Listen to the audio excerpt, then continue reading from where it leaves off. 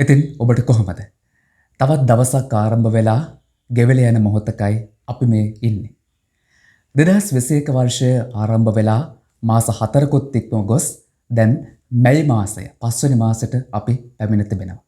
කෙසේ වුණත් ලෝක වසංගතයකට මුහුණ දුන් අපිට එහි තුන්වෙනි රැල්ල නැතරම් තුන්වෙනි අධීරයකටත් මුහුණ දෙන්න සිදු වෙලා තිබෙනවා කැමැත්තෙන් හෝ අකමැත්තෙන්. ඒ වගේම මේ පැවතුන කොවිඩ් වසංගත තත්ත්වය පිළිබඳ මා මීට පෙරත් වැඩසටහන් කිහිපයක් නිෂ්පාදනය කළා. එහිදී කොවිඩ් මලසෙරු භූමි දහනය කිරීම සම්බන්ධව, ඒ වගේම කොවිඩ් පැතිරීම පාලනය සම්බන්ධව තිබෙන පර්යේෂණ පත්‍රිකා ගැනත් අපි එහිදී කතා කළා. ඒ වෙනුවෙන් අන්තර්ගතයේ සපයන්නට මේ ක්ෂේත්‍රයට සම්බන්ධ විද්වතුන් තමයි මා මේ වෙනුවෙන් සම්බන්ධ කරගත්තේ.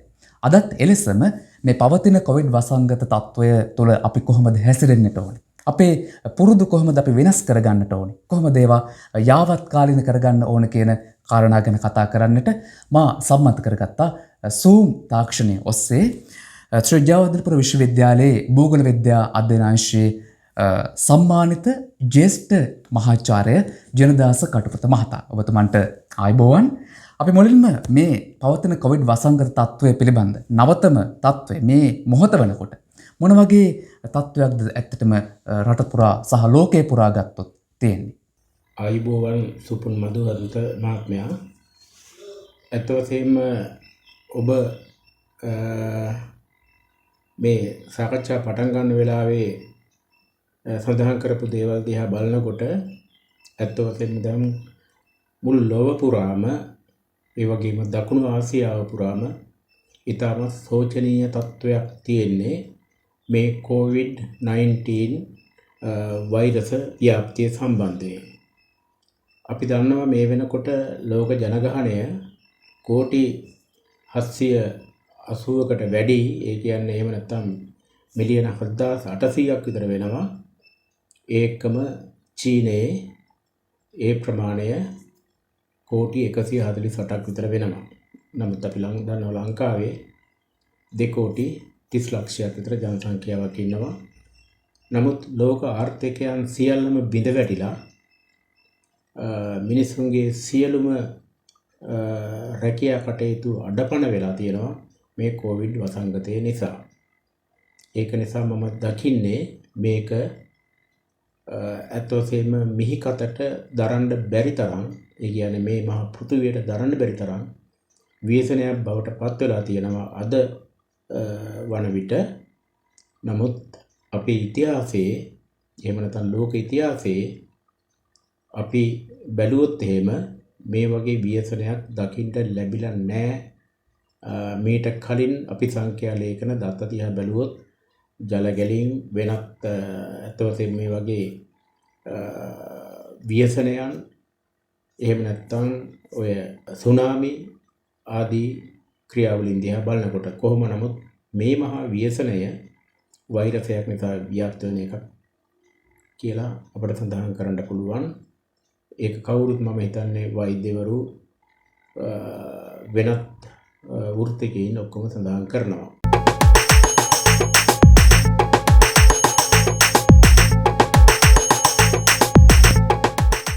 දැන් මහාචාර්යතුමනි මේ ඉතිහාසයත් එක්ක සම්බන්ධ කරගෙන අපි කතා කරනකොට මේ වසර 100න් 100ට පැමිණෙන වසංගතයන් පිළිබඳ වාර්තා සටහන් වෙලා තියෙනවා. එක් කාලෙක මැලේරියාව, ඊට පස්සේ වසූරිය යනාදී වසංගත නිසා ලෝක ජනතාව ගොඩාක් පීඩාවට ලක් වෙමින් ඒ වගේම විශාල ප්‍රමාණයකට මරණය උරුම කර දෙන්නට සමත් වෙච්ච අවස්ථා ඉතිහාසය තුළ සටහන් වෙනවා. එතකොට මේ කොවිඩ් පැතිරීම 2020 වර්ෂයේදී මේ සිදු වෙච්ච අවාසනාවන්ත සිද්ධියක් ඒ පෙර කිව්ව වසර 100න් 100ට පැමිණෙන වසංගතයක් නිසා ඇති වූ දෙයක්ද? ඒක හා සම්බන්ධව ඒට ඍජු සම්බන්ධයක් තිබෙනවද? මොකක්ද ඔබේ අදහස ඒ සම්බන්ධයෙන්? ඇත්ත වශයෙන්ම සුපු මහත්මයා ඔබතුමා අහපු දෙයට බලපුවහම මේ ක්‍රියාවලිය මිනිසුන් විසින් හදාගත්තු එහෙම නැත්නම් ඒ දත්ත නෙවෙයි. ලෝකේ පුරා ව්‍යාප්ත වෙලා තියෙන වසංගත වලින් මරණ සංඛ්‍යා දිහා බලනකොට මැලේරියාව ඒකම මේ වසංගත කියන මහාමාරී වගේ ඒවා ඒ අරනකොට වෙනත් වසංගත ලෝකේ පුරා අවුරුදු 10න් 15න් 100න් අමාරෙන් වෙලා තියෙනවා. ඒකම ස්වාභාවික ව්‍යසන වලින් ජල ගැලීම් වලින් සමහර විට මම අර කලින් සඳහන් කළා වගේ සුනාමි වලින් වෙනත් ක්‍රියාකාරකම් වලින් ඒ කියන්නේ යමහල් විදාරණය වගේ අතිවිශාල විදිහට ජීවිත නැති වෙලා තියෙනවා. නමුත් ඒවත් එක්ක සංසන්දනය කරලා බලනකොට මම හිතන්නේ මේක මේ COVID-19 කියන එක නම් අතිවිශාල භයානක සංසිද්ධියක් විදිහටයි අර අතීතයේ දිහා බලනකොට වෙන්නේ. ඇත්තටම ඒ වගේ සමහර විට චක්‍රීය ස්වභාවයක් තියෙන්න පුළුවන්. ඒ දේවල් දිහා දකිනකොට. නමුත් මට පැහැදිලි වන දෙයක් තමයි මට හිතෙන හැටියට මේක ලෝකයේ මේ ඒ කියන්නේ පෘථිවියට සම්බන්ධ භෞතික පරිසරයට කරලා තියෙන හානි දිහා බලනකොට අපට මේ ව්‍යසනය ඒ වගේ ප්‍රතිඵලයක් කියන එක කියන්න පුළුවන්. දැන් මේ වගේ අතිවිශාල හානි කලින් වෙලා නැහැ. සමහර විට ඒවා ප්‍රාදේශීය වශයෙන් වෙන්න පුළුවන්. දැන් අපි දන්නවා ඔය බුදුරජාණන් වහන්සේගේ කාලේ විශාල මහනුවර ගැන කතා කරනවා. ඊටත් ඉස්සර වෙලා සමහර විට එක එක ශිෂ්ටාචාර නැති වෙලා තියෙනවා අපේ. ඒ කියන්නේ ලෝකයේ තිබිච්ච ඒකම දැන් කාර්මික විප්ලවයෙන් පස්සේ ඒ කියන්නේ යුරෝපයේ ඒ සිද්ධි වලින් පස්සේ ඇතිවෙච්ච වසංගත නිසා ලෝකහානි වෙලා තියෙනවා. නමුත් ඔය ඔක්කොටම වඩා දරුණු එකක් තමයි මේ වසංගතය. මේක ගෝලීය වශයෙන් කලාපීය වශයෙන් ඒකම රටවල් වශයෙන් ගොදුරු වෙලා තියෙනවා. ඒක නිසා බේරිච්ච තැන සමහර විට හොයාගන්න අමාරුයි.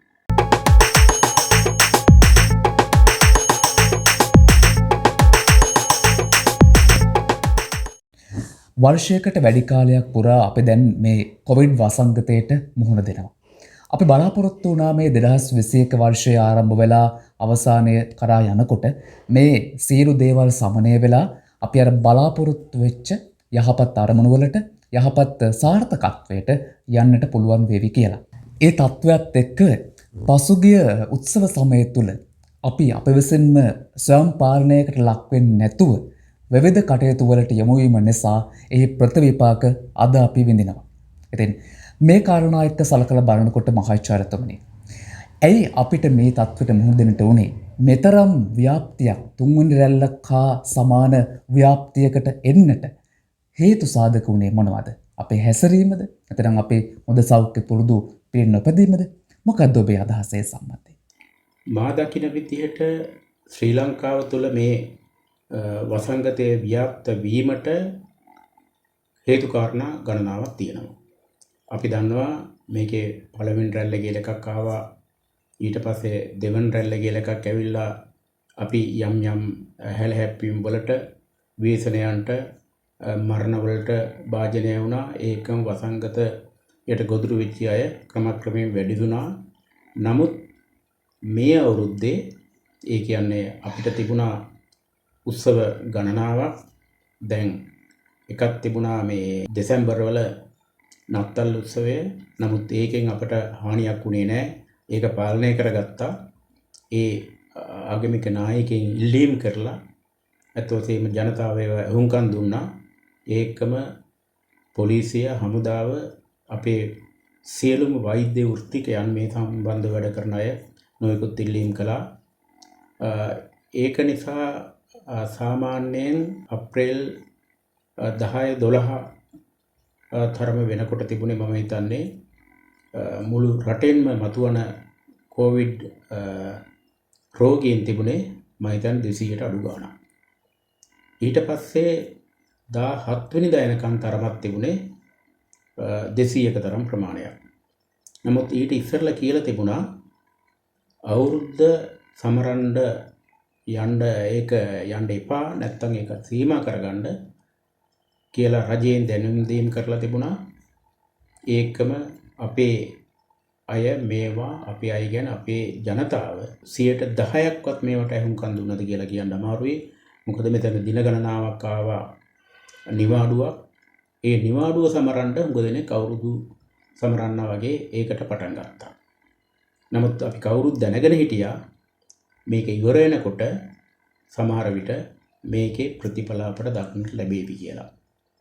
ගිය අවුරුද්දේ ඒ කියන්නේ 2020 බලන්න අවුරුද්ද නිසා කොවිඩ් එක කොයිතරම් දුරට පාලනය කරගත්තද කියලා. නමුත් මේ අවුරුද්ද වෙනකොට කිසිම කෙනෙක් කියන දෙයක් ඇහුවේ නැහැ. ආකල්ප සහ අපේ කටයුතු වෙනස් කරගන්න කැමති උනේ නැහැ. හමුදාව නිලධාරීන්වත් පොලිසියවත් අපේ සෞඛ්‍ය අංශවල සියලුම විශේෂඥ වෛද්‍යවරුන්වත් කියන දෙයක් ඇහුවේ නැහැ. අත වශයෙන්ම සමහර දේශපාලඥයින් සමහර මාධ්‍යවේදීන් මේවට උඩගෙඩි දුන්නා නිසා අත වශයෙන්ම මේ ව්‍යසනය වළක්වා ගන්න හේතු වෙන්නේ නැහැ. ඒක තමයි මේකේ ප්‍රතිඵලය. මරණ එකක් දෙකක් තිබිච්ච එක දැන් 11 9 ඒ වගේ සංඛ්‍යා වලට ඇවිල්ලා. හෙට අනිද්දා වෙනකොට මම හිතන්නේ තවත් මේක වැඩිවන අනුපාතයකින් වැඩි වෙන්න පුළුවන්. ඒ කියන්නේ අදට මේ මම කතා කරන මොහොතේ මම හිතන්නේ අපේ මිනිස්සු මේ ලොක්ඩවුන් කරලා තියෙන ප්‍රදේශවල වුණත් මොකද මේවා චෙක් කරන්න කෙනෙක් නැහැ. හමුදා නිලධාරීන් හෝ පොලිසිය හෝ පිටිපස්සෙන් ගිහිල්ලා බලන්නේ නැහැ. එහෙම බලන්න අවශ්‍යතාවයකුත් නැහැ. ඇයි අපේ මිනිස්සුන්ට කියන දේ අහන්න බැරි? දැන් ඉන්දියාවේ උත්සව වගේක් තිබුණා. අතෝසෙම ගංගාවල බැහැලා අපි දැක්ක නාන හැටි දැන් ප්‍රතිඵලයේ මතුවලා තියෙනවා. එතකොට යාපනයේ ඒ තිබුණ උත්සවවල අපේ අවුරුදු උත්සව වෙනත් අනිකුත් උත්සවවලදී වෙලා තියෙන ප්‍රතිඵලයේ දැන් මතුවලා තියෙනවා. දැන් ඉතින් කෑ ගැහුවට වැඩක් නැහැ. අපි බලාගත්තේ නැහැ. අපිට රජයේ සලකන්නේ නැහැ. එහෙම නැත්නම් මේක ඉක්මනට ලොක්ඩවුන් කරලා අපිව බේරගන්න කියලා. ඇත්තටම මේ ඇන්ඩියාව මේ ඇත්තටම කන්නලව්ව කරන්න ඕනකමක් තිබුණේ අවුරුද්ද තව ටිකක් ඉවසගෙන හිටියනම්. බුරුතු පිටින් සමහර විට වාහනවල ඒවා පුරවගෙන ඇවිදින්න ගියා. අපි කිව්වා අපි සාමාන්‍ය ජනතාව විදිහටත් සමහර අය කිව්වා මේවා කරන්න එපයි කියලා. කිසි කෙනෙක් ඇහුවේ නැහැ. දැන් කියනවා ඔන්න වැඩි වෙලා තියෙනවා අපට ඔක්සිජන් නැති වෙන්න පුළුවන්. අරවා මේවා ඔක්කොම දැන් තමයි මේ මතක් වෙලා තියෙන්නේ. ඉන්දියාවේ පේනවනේ මොකද්ද වෙලා තියෙන තත්ත්වය කියලා. ඉතින් ඒවා කවුරුත් අපි සැලකිලිට ගන්නෙ නැහැ. මම හිතන්නේ දැන් අපි අපිට වාර්තා වෙනවා එහෙම නැත්නම් පේනවා මේ අපේ අඩුපාඩු ගැන. එහෙම නැත්නම් වෛද්‍ය වෘත්තිකයන්ගේ සහ අනික් අයගේ අඩුපාඩු ගැන කතා කරනවා. මම හිතන්නේ ඒ අඩුපාඩු කතා කරන්න ඉස්සරලා අපේ ජනතාවගේ පැත්තෙන් වෙච්ච අඩුපාඩු ගැන අපි හිතන්න ඕනේ.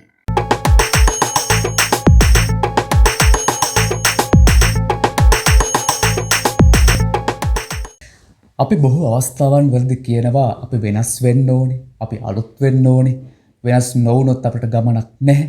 නමුත් මේ දේවල් කොච්චර විදිහට අපි ඉදිරිපත් කළත්, ප්‍රකාශ කළත්, අපි හිතුවත් අපි වෙනස් වෙන්නේ නැහෙනේ.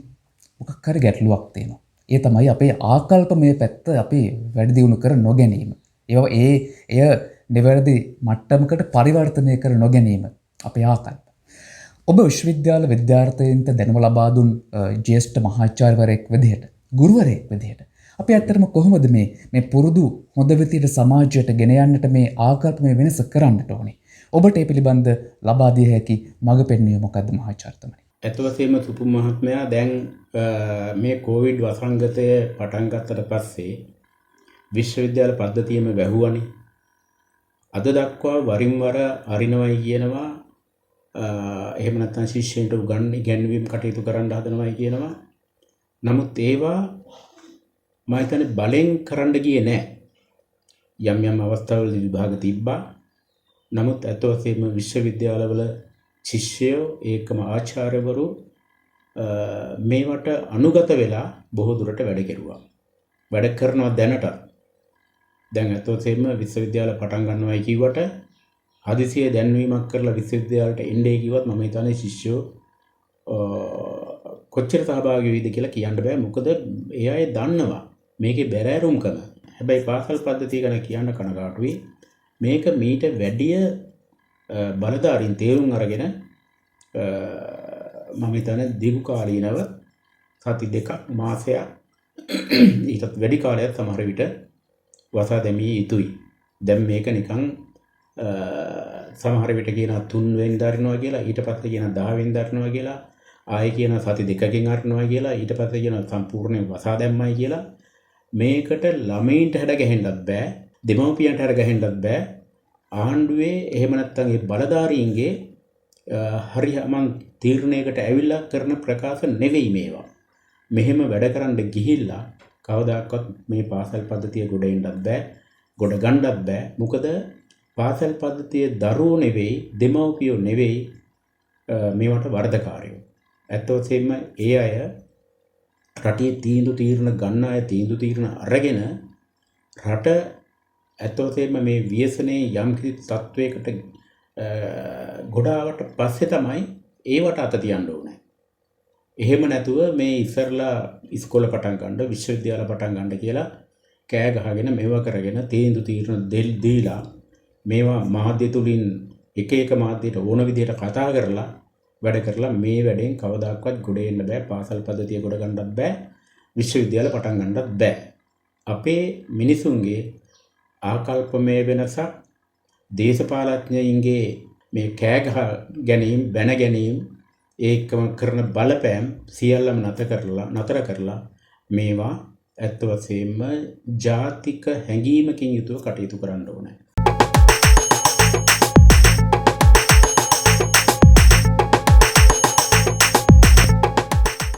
දැන් බලන්න ඉන්දියාවේ මේ දවස්වල ප්‍රාන්ත මැතිවරණ තියෙනවා. මේ මිනිස්සු ඇත්ත වශයෙන්ම මේ මනුස්සත්වයේ සලකගෙනද මේවා කරන්නේ. අර අගමැතිතුමා මීටින් වලට ගිහිල්ලා කතා කරලා මේවා කරලා මෙහෙම මේක කරන්න ජන සංඛ්‍යාව වෙනසන එක තමයි කරන්නේ. දැන් බලන්න ඉන්දියාවේ දැන් දෛනික කොවිඩ් වලට ගොදුරු වන්නන් ලක්ෂ 4 සමහර දවසට පනිනවා, සමහර දවසට 3,50,000. මරණ 3,000යි 4,000යි. පේනව නේද අර මලකඳන් පුච්චන්න ගන්න උත්සාහය. දැන් වලලන්න බැරුව දැන් දර පාවිච්චි කරලා දෛනිකව මැරෙන සංඛ්‍යාව පුළුස්සන්න කරගෙන. ඇත්ත වශයෙන්ම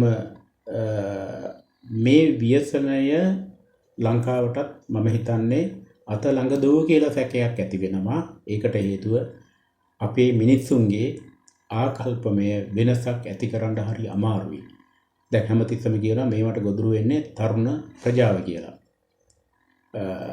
ඒක නිසා ඇත්ත වශයෙන්ම මම හිතන්නේ විශ්වවිද්‍යාල සහ පාසල් පද්ධතිය බේරගන්න පුළුවන් විශ්වවිද්‍යාලවල ඉන්න උපකුලපතිවරු, ඒකම අධ්‍යයන සහ අනධ්‍යයන කාර්ය මණ්ඩල, අනිත් පැත්තෙන් පාසල් පද්ධතිය වල ඉන්න විදුහල්පතිවරු. හොඳ වෙලාවට විශ්වවිද්‍යාලවලට පාසල් පද්ධතියට තරම් දරුණු දේශපාලන බලපෑමක් නැහැ. ඒක නිසා මම හිතන්නේ අපිට තාමත් විශ්වවිද්‍යාල ගැන මේ අපේ දරුවෝ ගැන මේවට ගොදුරු නොවි බේර ගැනීමට හැකියාව තියෙනවා. නමුත් පාසල් පද්ධතිය එහෙම නෙවෙයි. ඒකේ පාසල් මොනවාද පළාත් පාසල් තියෙනවා, රජයේ පාසල් කියලා තියෙනවා, තව ආගමික පාසල් කියලා තියෙනවා. මේ මන් දන්නේ මොන රටක්ද මේක කියලා. දැන් මේ මෙහෙම පාසල් බෙදීමක් ලෝකේ කිසිම තැනක නැහැ. ඉතින් ඇත්ත වශයෙන්ම හරිම අසරණ වෙලා තියෙන්නේ අපේ පාසල් පද්ධතියේ ඉන්න දරුවෝ, ගුරුවරු. මොකද මේවා අර මොනවාද මේ දේශපාලඥයින්ගේ ඕනකම් වලට නූල් සූත්‍ර වගේ නූල් අදිනවා වගේ නටවීමක් කරන්නේ. මේක මෙහෙම කරන්න ගියොත් එහෙම කවුරුත් මේ හිතේ තියාගන්න අපි ඉන්දියාවේ සිද්ධ වන දේවල් වලට අතවනන්න එපා.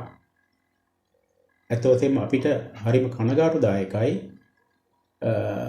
ඔය පහුගිය අවුරුදු සතිය තුලත් තීරණ ගත්තු නැති එකේ වරද. ඇත්ත වශයෙන්ම මාසයක් හමාරක් ලොක්ඩවුන් කරන්න කියනව නෙවෙයි. ඇත්ත වශයෙන්ම යන පාරවල් වල හොයලා බැලුවා නම් මුන් කොහාටද යන්නේ? මේ ගිහිල්ලා හෝටල් අරගෙන කාලා බීලා ඇත්ත වශයෙන්ම මේ කටයුතු කරපු එකේ ප්‍රතිඵල මෙන්න. තව පොඩ්ඩක් ඉන්න. දැන් එනවා ලබන සතිය වෙනකොට රාමසානුත්සවය එනවා. ඊගාවට වෙසක් පොසොන් ඇසල මේ සියලුම සංස්කෘතිකමය උත්සව මේවා පාලනය කරගත්තේ නැත්නම් මම හිතන්නේ අපිට මහා ව්‍යසනයකට මේ ගොදුරු වෙන්න වෙනවා. හොයන්න වෙයි සොහොන් පිට්ටනි පුච්චන්න වලලන්න. දැන් පුච්චන එකකට විරුද්ධ වෙලා වලලා ගන්න ගත්තනේ. මේවා බලන්න කොහොමද කෙරෙන්නේ කියලා. මේ සංස්කෘතිකමය සංසිද්ධි පදනම් කරගෙන මුළු ජාතියම විනාශයකට ගොදුරු කරන්න එපා කියන එක තමයි එක පැත්තකින් අපිට බලන්න තියෙන්නේ.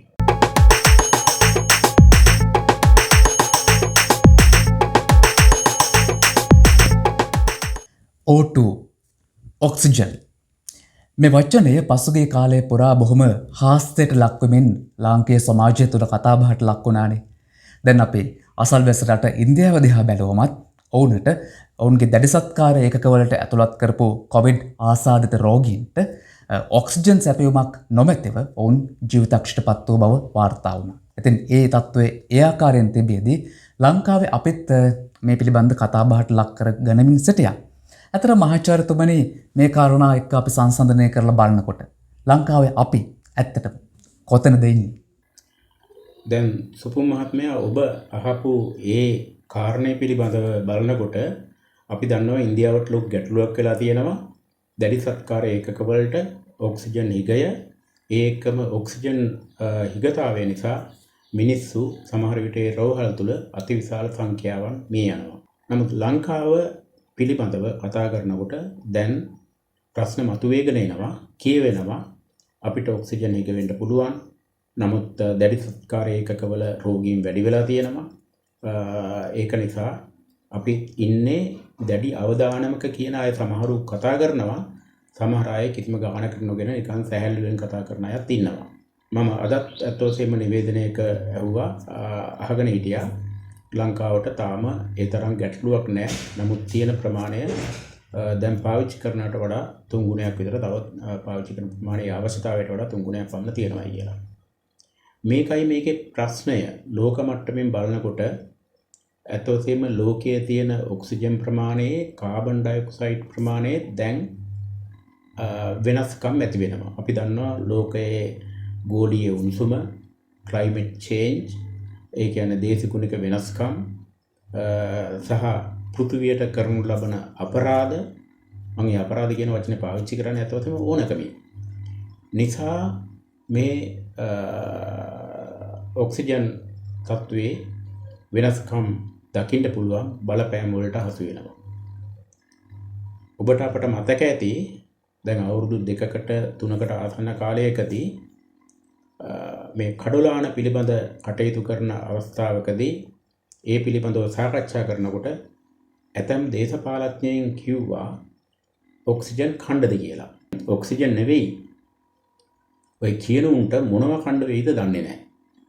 මම හිතන්නේ පාර්ලිමේන්තු 225යි අනික් අය මම හිතන්නේ 4000ක් ඉන්නවා. ඔක්කොම ඔක්සිජන් බෑග් හොයාගෙන පිටේ බැඳගෙන පාර්ලිමේන්තුවටයි ප්‍රාදේශීය සභාවලටයි ඒ වගේම පළාත් සභාවලටයි යන්න. මොකද ඒකනේ ගස් කපනවා කැපීමේ සීමාවක් නැහැ. ඒ අවශ්‍යතාවයට නෙවෙයි ඒවා කරන්නේ. ඒකම පස් කැපීම, වැලි ගොඩ දැමීම, වෙනත් මිහිතලයට කරන හානි ලංකාවේ විතර නෙමෙයි ලෝකේ පුරාම තියෙනවා. මේ කොවිඩ් වසංගතය කියන්නේ ඒකේ ප්‍රතිඵලයක්.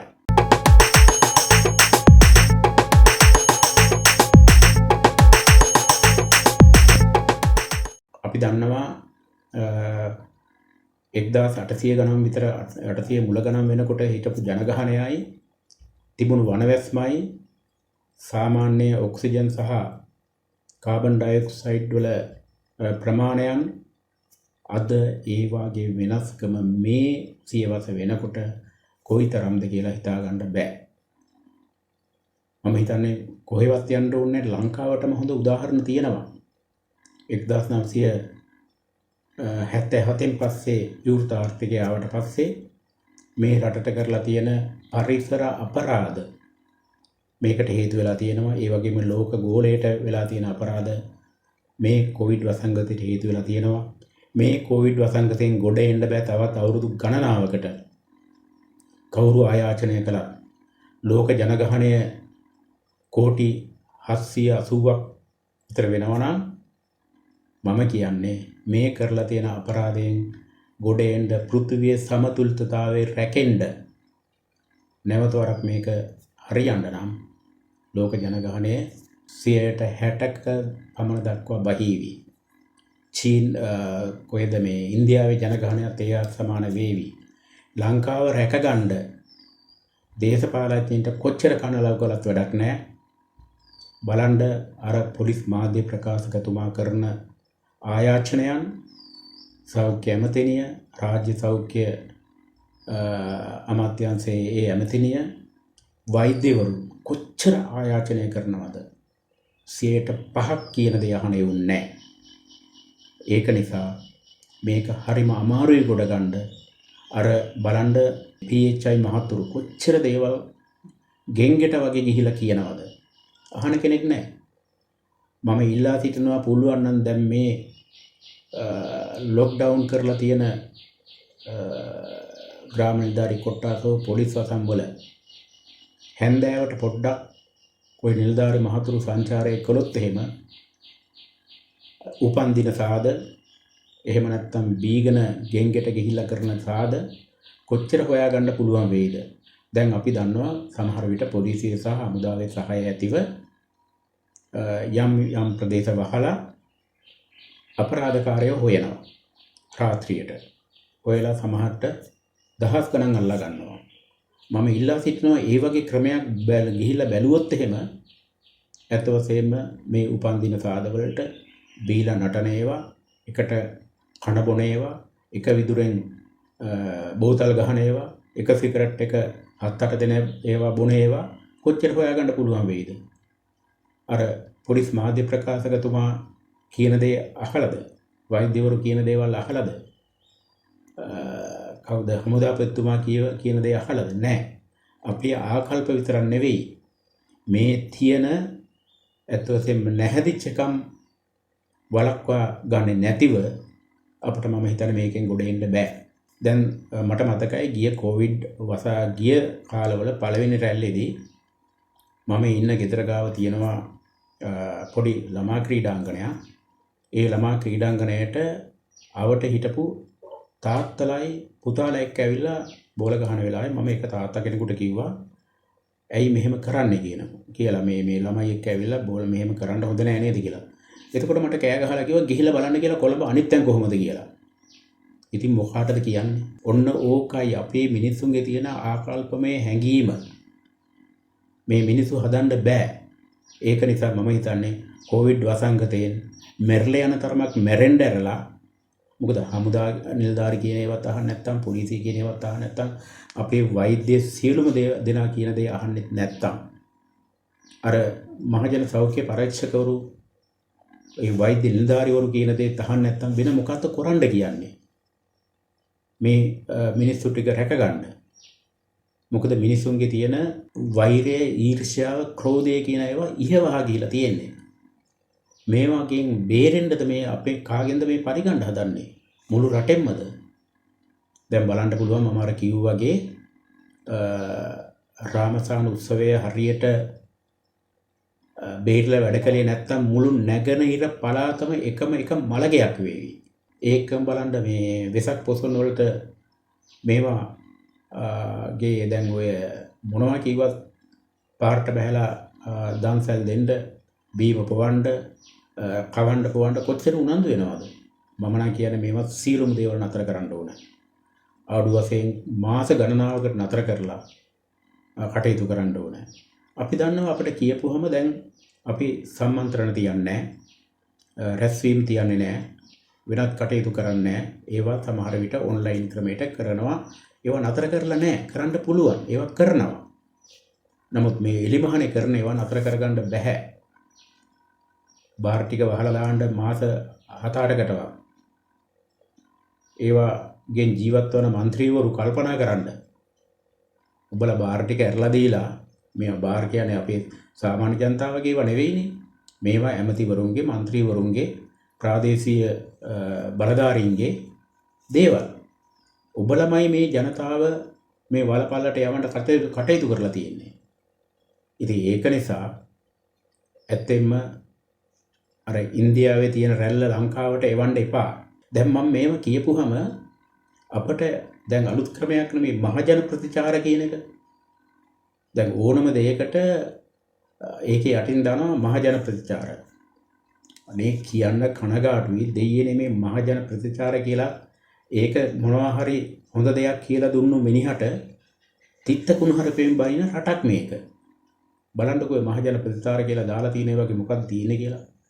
ඔබගේ ආකල්පමය වෙනස ඇති කරගන්න රටට ගැළපෙන විදිහට මේ රට බේරගන්න ඉදිරිපත් වෙන්න තරුණ තරුණියන්ගෙන් ඉල්ලන්නේ ඇත්ත වශයෙන්ම මේ දෙන උපදෙස් පිළිපදින්න.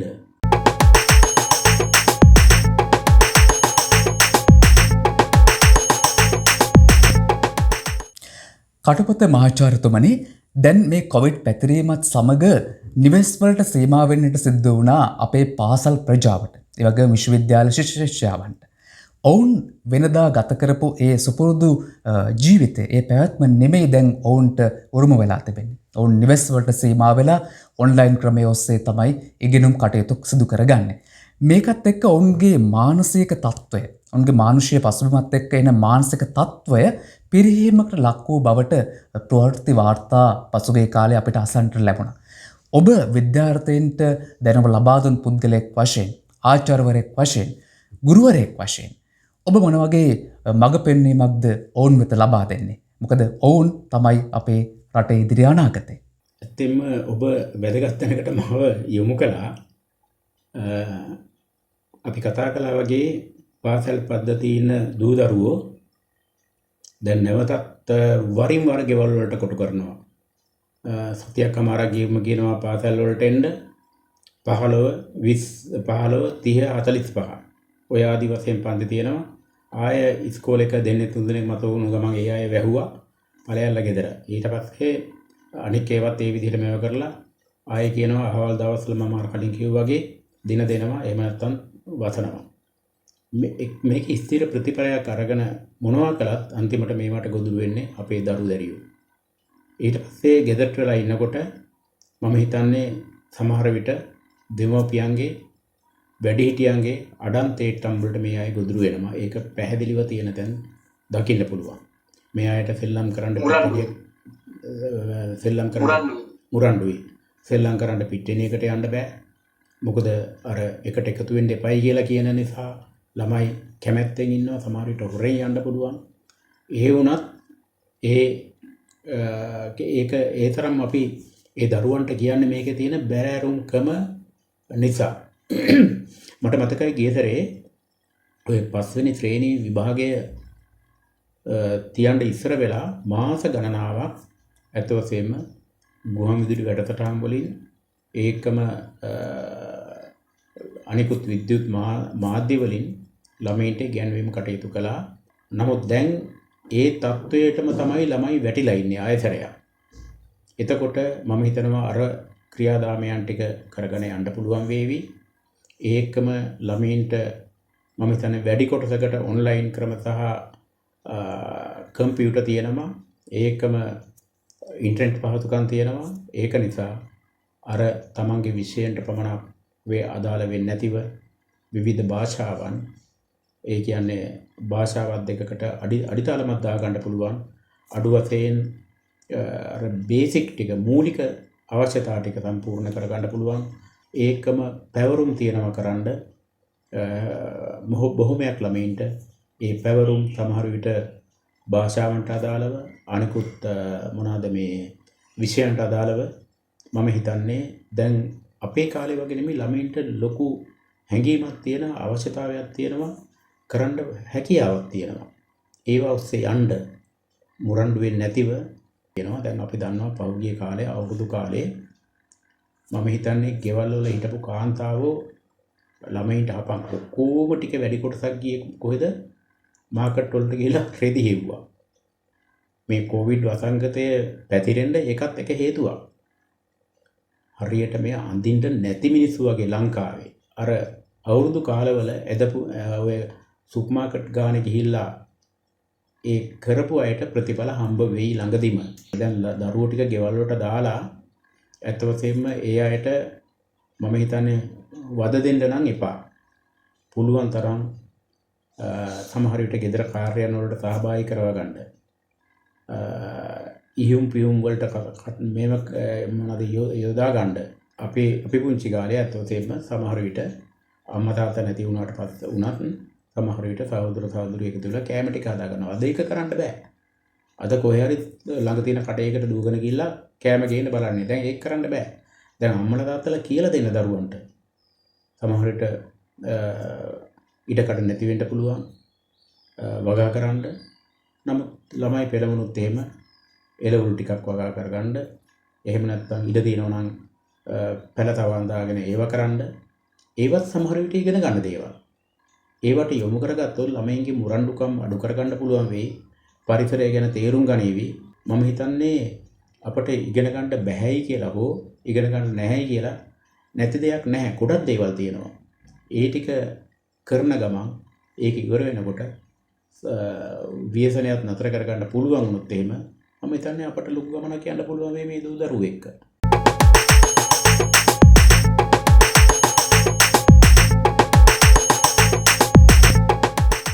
බලන්න සමහර මාධ්‍යවල තියෙන ටෙලි නාට්‍ය හෝ වෙනත් ඒවා හෝ සමහර දැන්වීම් හෝ දකින්නකොට ළමා ලෝකයක් නෑ දැන්. ඒක ඔක්කොම විනාශ කරලා තියෙන්නේ. මට තව එකක් කියන්න හිතෙනවා. ඇත්ත වශයෙන්ම අපි පුංචි කාලේ මොකක් හරි රෝගයක් එනකොට සමහර විට පැපල වෙන්න පුළුවන්, උණ සන්නිපාතය වෙන්න පුළුවන්, වෙනත් කාර්යයක් එනකොට අපි ගෙවල් වල එල්ලනම කොහොඹතු. එහෙම නැත්නම් වෙනත් බෙහෙත් අතු. ඕක කරන්නේ කවුද? අපේ අම්මා නැත්නම් කිරි අම්මලා, එහෙම නැත්නම් අපේ වැඩිහිටියෝ. ඕක එල්ලන්න ගම්මුලා දැන තැන එන්නේ නැහැ. විධාන මහත්තයා ඉන්නෙත් නැහැ. වින්නපු අම්බා ඉන්නෙත් නැහැ. කවුරුවත් දන්නෙත් නැහැ. මේක ඇත්ත වශයෙන්ම එතකොට කඩුල්ල එහෙම නැත්නම් ගෙදරට ඇතුල් වෙන තැන පයින්ට හදනකොටම එල්ලලා තියෙන එක දැකලා ඒ කට්ටිය දන්නවා මේ ගෙදරට යන්න හොඳ නැහැ. මේ ගෙදර මොකක් හරි වසංගතයක් තියෙනවා. මෙන්න මේ වගේ ඒවා ගම පුරාම පැතුරුනොත් එimhe මුළු ගමම මේ විදිහට දැනුම් දීමක් කරනවා. ඊට පස්සේ ගමට ඇතුල් වෙන්න ඉස්සර වෙලා ගමේ ඉන්නවා වෙද මහත්තයා, ගුරුවරු, දැනුම් තේරුම් ඇති අය, පන්සලේ හාමුදුරුවෝ, ඒ අය ඔක්කොම එකතු වෙලා ගම බේර ගන්න හදනවා. ඉතින් මේවා අපට අලුත් දේවල් නෙවෙයි. නමුත් දැන් මේවට කටයුතු කරන්න පුළුවන් රාජ්‍ය නිලධාරීන් කොච්චර ඉන්නවද? අපේ වෛද්‍යවරුන්ගේ ඉඳලා ආරක්ෂක නිලධාරීන් මට්ටම දක්වා කොච්චර ඉන්නවද? නමුත් එදා වැඩිහිටියෝ කියපු දේ අහපු අයගේ අලුත් පරම්පරාවන් මේවා අහන්න කැමති නැහැ. කොහෙන් හරි තමන්ගේ හිතුවක්කාරකම්, තමන්ගේ තියෙන දරදඬුකම් පෙන්නලා වැඩ කරන්න තමයි හදන්නේ. ඒ වගේම මේ ළමයි දැන් ගෙවල් වලට ඉන්න වෙලාවේ මම හිතන්නේ ඊටාම කරන්න පුළුවන් දෙයක් තමයි, එහෙම නැත්නම් වැදගත් දෙයක් තමයි මේක. එක පැත්තකින් අලුත් දෙයක්ුත් නෙවෙයි. අර කලින් හිටපු අධ්‍යාපන ඇමතිතුමා ඩලස් රාප්පෙරුම යෝජනාවක් ගෙනල්ලා ළමයින්ට කිව්වා පුළුවන් නම් මොනවා හරි කමක් නැහැ පාසල් පද්ධතියට ගැලපෙන නිර්මාණ කරන්න කියලා. කවි, නවකතා, වෙනත් රචනා කැමති ඒවා මේවා ඕන භාෂාවකින්, සිංහලෙන්, දෙමළෙන්, ඉංග්‍රීසියෙන් කරන්න කියලා කිව්වා. මම හිතන්නේ මේවා දැන් මේ වෙනකොට මේ වගේ ප්‍රතිඵල ලැබිලා තියෙනවා. මේවා එඩිට් කරයි කියන මම නම් දැක්කේ නැහැ තාම. එතකොට මේ අදහස හොඳයි. දැනුත් ඉතාමත් මම හිතන්නේ ඒවම අනුගමනය කරමින් ළමයින්ට කවි, ඒකම කතන්දර, වෙනත් ළමා නිර්මාණ, නවකතා, කෙටි කතා ඕන දෙයක් නිර්මාණය කරන්න පුළුවන් ගෙවල් වල ඉඳගෙන. දැන් කලින් අත්දැකීම තියෙනවා. ඊටත් වඩා තවත් දේවල් කරන්න පුළුවන්. මේවා අපි ළමයින්ගෙන් බලාපොරොත්තු යුතු දේවල් විදිහට සලකලා දිරිමත් කරවලා වැඩ කටයුතු කළොත් මම හිතනවා හොඳ ප්‍රතිඵල දකින්න පුළුවන්. දැන් ඒ වගේම තවත් වැදගත් දෙයක් තමයි ඇත්ත වශයෙන්ම මේ ගෙවල් වලට කොටු වෙලා ඉන්න පාසල් ශිෂ්‍ය ශිෂ්‍යාවන්ට ඒකම විශ්වවිද්‍යාලවල ශිෂ්‍ය ශිෂ්‍යාවන්ට කරන්න පුළුවන් ඉතාමත් වැදගත් කටයුත්තක් තමයි රාත්‍රියට අහස නිරීක්ෂණය කරලා පුළුවන් විදිහට මේ ඇස්ට්‍රොනොමි ඒ කියන්නේ තාරකා විද්‍යාව පිළිබඳ අධ්‍යයනය කරන එක. මේක මම හිතන්නේ අලුත් දෙයක් නෙවෙයි. මේවා පාසල් පද්ධතියේ තියෙනවා. ඒකම සමහර විශ්වවිද්‍යාලවල තියෙනවා. කාලයෙන් කාලයට මේ ග්‍රහ වස්තුන්ගේ හැදරීම් රටාව පිළිබඳව කියපුවාම ඒ තැන් වලට එකතු වෙලා මේවා ගොඩක් බලන අය එහෙම නැත්නම් ඉගෙන ගන්න ළමයි ඉන්නවා. උඟ දෙනෙකුට ළමයින්ට දැන් හොඳ ෆෝන් තියෙනවා. ඒකම ඉන්ටර්නෙට් එකෙන් පහසුකම් තියෙන නොයෙක් දේවල් ඉගෙන ගන්න. ඒ නිසා මම ශිෂ්‍ය ශිෂ්‍යාවන්ගෙන් ඉල්ලනවා මේ කාලය තුල ගෙවල් වලට ඉඳගෙන රාත්‍රියට අහස නිරීක්ෂණය කරන්න පුළුවන් තැන්වල ඉඳගෙන හැම ගෙදරකම බෑ මේක කරන්න. සමහර විට කුඩා ඉඩකඩම් තියෙන තැන්වල බෑ. නමුත් මම දැන් ලංකාවේ බොහොමයක් නිවාස වල ඉඳගෙන කරන්න පුළුවන් අය ඉන්නවා. විශ්වවිද්‍යාල ශිෂ්‍යයෝ ඉන්නවා. ඒ කට්ටිය විශේෂයෙන්ම මේ පිළිබඳව අවධානයක් යොමු කරලා අලුත් දේවල් ඉගෙන ගන්න උත්සාහ ගන්න.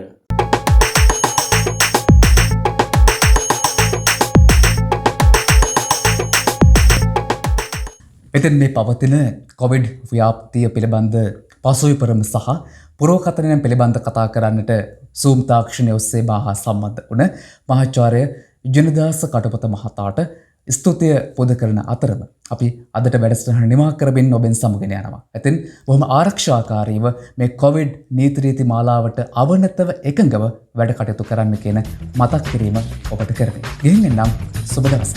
විහාරස්ථානට එනවා නම් ඔබට කැගල් ප්‍රදේශයට දෙන්න පුළුවන් ඉස්සාවල් ප්‍රදේශයට. ලැක්කෝබ